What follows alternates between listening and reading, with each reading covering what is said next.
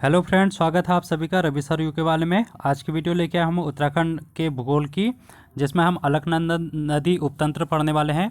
हमने यहाँ पर उत्तराखंड के भूगोल में उत्तराखंड की नदियों की चर्चा कर ली है, जिसमें हमने गंगा नदी के बारे में पढ़ा था और उसके बाद हमने गंगा नदी के उपतंत्र पढ़े थे, जिसमें सबसे पहले हमने भागीरथी नदी के बारे में पढ़ा था इससे पहले वाली प्रीवियस वीडियो में। आज हम अलकनंदा नदी उपतंत्र के बारे में बात करेंगे, जिसमें हम यहाँ पर 8वां डे है हमारा उत्तराखंड का। और इसके अलावा यहाँ पर मैंने उत्तराखंड भूगोल की 7 वीडियो बना चुका हूँ मैं, जिसमें मैंने उत्तराखंड के भूगोल के महत्वपूर्ण टॉपिक जैसे महत्वपूर्ण चोटियाँ और ग्लेशियर दर्रे जो भी हैं वो सभी को डिस्कस कर लिया है। आप उनको देख सकते हैं, यहाँ पर लिंक में मैंने दे दिया है उनका, नीचे मेरे कमेंट बॉक्स में भी देख सकते हैं आप, और यहाँ पर डिस्क्रिप्शन में भी देख सकते हैं।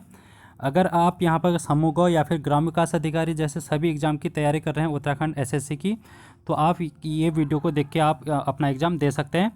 तो यहाँ पर जो भी आपको कंटेंट मिलेगा वो सभी सिलेबस के अकॉर्डिंग मिलेगा। तो चलिए वीडियो को करते हैं शुरू। अगर आप चैनल पर नए हैं तो चैनल को सब्सक्राइब कर लेना और वीडियो को शेयर करें। तो चलिए देख लेते हैं यहाँ पर हम। तो यहाँ पर एक मैंने आपके लिए यहाँ पर एक फ़ोटो लगा रखी है, जो कि यहाँ पर देवप्रयाग की है। यहाँ पर जो आपको दिख रहा है संगम, यहाँ पर भागीरथी रिवर है ये, और यहाँ पर लेफ़्ट साइड में अलकनंदा रिवर। जब ये दोनों नदियाँ यहाँ पर मिल जाती हैं तो यहाँ पर से गंगा नदी का निर्माण होता है। और ये स्थान कौन सा है? देवप्रयाग स्थान है। तो ये आपको ध्यान में रखना है। तो चलिए शुरू करते हैं। अलकनंदा नदी उपतंत्र, नंदा रिवर को हम देखते हैं। जो इसका एंशियंट नेम है अलकनंदा नदी का, वह है विष्णुगंगा, यानी कि प्राचीन नाम इसका विष्णुगंगा है। अब अलकनंदा नदी के यहाँ पर अगर हम सोर्स की बात करें तो सतोपंथ ग्लेशियर, सतोपंथ ताल, जिसको हम क्षीर सागर भी बोलते हैं, के अलकापुरी बैंक से यहाँ पर इसका सोर्स माना जाता है। ठीक है।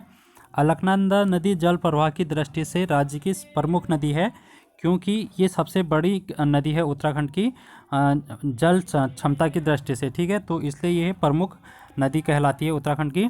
और जो इसकी लेंथ है वो आपको यहाँ पर देखने को मिलेगी 195 किलोमीटर, 195 किलोमीटर यहाँ पर ये जहाँ पर से स्रोत है इसका सतोपंथ ग्लेशियर, वहाँ से लेके देवप्रयाग में जहाँ पर ये भागीरथी नदी से मिलती है वहाँ तक की इसकी लंबाई 195 किलोमीटर है। और यहाँ से आगे को ये गंगा नदी का निर्माण करती है, और फिर यहाँ से आगे को ये गंगा के नाम से जानी जाती है भागीरथी के साथ मिलकर। तो यहाँ पर हम मैप में देख लेते हैं किस तरीके से यहाँ पर उद्गम के साथ साथ यहाँ पर कहाँ कहाँ से प्रवाहित होती है। और यहाँ पर देखेंगे कि जो भी यहाँ पर संगम स्थल है वो पंचप्रयाग कहलाते हैं, जो अलकनंदा नदी के साथ मिलते हैं। यहाँ पर आप देख सकते हैं जो सतोपंथ ग्लेशियर है सबसे ऊपर, वहाँ से एक नदी आती है उसको बोलते हैं विष्णुगंगा, और दूसरी नदी आती है धौलीगंगा। जब ये विष्णुप्रयाग में आके मिल जाती हैं तो यहाँ पर से अलकनंदा नदी का निर्माण करती हैं। ये नदी आगे जाके यहाँ पर नंदाकिनी नदी के साथ मिलती है नंदप्रयाग में, जो कि चमोली पर ही स्थित है। और ये नंदाकिनी नदी आगे जाके मिलके यहाँ पर अलकनंदा नदी का निर्माण करती है। इस प्रकार यहाँ पर अलकनंदा नदी में कर्णप्रयाग पर आके यहाँ पर पिंडारी नदी मिल जाती है। अभी मैं आपको इनके जो पिंडारी नदी है, नंदाकिनी, विष्णुगंगा, इन सभी के आपको उद्गम स्थल भी बताऊंगा, लेकिन अभी आप सिर्फ नक्शे के सहायता से ये देख सकते हैं कि कौन सी नदी कहाँ पर मिल रही है। और जो यहाँ पर रेड कलर से मैंने नेम लिख रखे हैं वो सारे पंचप्रयाग हैं, जैसे विष्णुप्रयाग, नंदप्रयाग, कर्णप्रयाग, रुद्रप्रयाग और देवप्रयाग। ये 5 के हमारे पंचप्रयाग हैं। यहाँ पर कौन कौन सी नदियाँ मिलती हैं ये आपके एग्जाम में पूछे जाते हैं, आपको इनको रट लेना है। जिस तरीके से भी आप इसको रख सकते हैं, और मैप के थ्रू भी आप इसको याद कर सकते हैं जो मैंने आपके सामने बनाया है।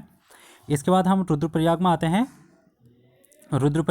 तो यहाँ पर से लेफ़्ट साइड से आप देख सकते हैं मंदाकिनी नदी, और मंदाकिनी नदी यहाँ पर रुद्रप्रयाग में मिलकर अलकनंदा के साथ अलकनंदा नदी का निर्माण करती है। और फिर लास्ट में जब अलकनंदा नदी यहाँ पर देवप्रयाग में आती है तो भागीरथी नदी के साथ मिलकर यहाँ पर गंगा नदी का निर्माण करती है। इससे पहले वाली वीडियो में मैंने भागीरथी अलग के बारे में पूरी डिटेल में चर्चा कर रखी है, जिसमें हमने उसकी सहायक नदियों के बारे में चर्चा की है, भागीरथी उपतंत्र के बारे में बताया गया है, और मैप के थ्रू भी हमने वहाँ पर देखा था कि इस तरीके से भागीरथी नदी फ्लो करती है। तो ये आपको देखना है। इसके अलावा चलिए देखते हैं यहाँ पर। अब हम यहाँ पर सहायक नदियों के बारे में बात कर लेते हैं, tributary reverse of Alaknanda river. तो यहाँ पर सरस्वती, ऋषिगंगा, लक्ष्मण गंगा, पश्चिमी धौलीगंगा, बालखिल्य, बिरही गंगा, पाताल गंगा, गरुड़ गंगा, नंदाकिनी, पिंडर, मंदाकिनी, अमृत गंगा और भ्यूंडार गंगा और सोनधार आदि, ये जो सभी नदियां हैं वो क्या हैं, इन अलकनंदा की ट्रिब्यूटरी रिवर हैं। और ये सभी नदियां आपको याद करनी है, ये आपके एग्जाम में पूछी जाती हैं। ठीक है, अब हम देखेंगे यहाँ पर स्थल देखेंगे और उसके साथ देखेंगे कि किस नदी पर वहाँ पर आके मिलती है और यहाँ पर संगम स्थल कौन कौन से हैं। तो सबसे पहले आपके पास यहाँ पर दिखाई दे रहा है केशव प्रयाग। केशव प्रयाग जो कि चमोली जनपद में स्थित है, चमोली डिस्ट्रिक्ट में यहाँ पर केशव प्रयाग सिचुएटेड है। और यहाँ पर सरस्वती नदी जो कि है मिल जाती है, और इसका सोर्स जो सरस्वती रिवर है उसका जो सोर्स है वो कामेट माउंटेन की देवताल लेक से है। तो ये आपको ध्यान में रखना है, ये क्योंकि ये पूछे जाते हैं उद्गम स्थल यहाँ पर अगर सरस्वती की आपको पूछे जाएंगे तो आप बताएंगे देवताल झील जो कि कामेट चोटी के निकट स्थित है। ठीक है, इसके अलावा यहाँ पर हम विष्णु प्रयाग देखेंगे। विष्णु प्रयाग में कौन सी नदी मिलती है, तो विष्णु प्रयाग में यहाँ पर धौलीगंगा नदी मिलती है जिसका सोर्स है यहाँ पर धौलीगिरी का कुनलुग क्षेत्र आपको ध्यान में रखना है, धौलागिरी का। और यहाँ पर पश्चिमी धौलागिरी की जो सहायक नदियाँ हैं उसको देख लेते हैं, ऋषि गंगा, गणेश गंगा, क्योगाड़ और गिरथी।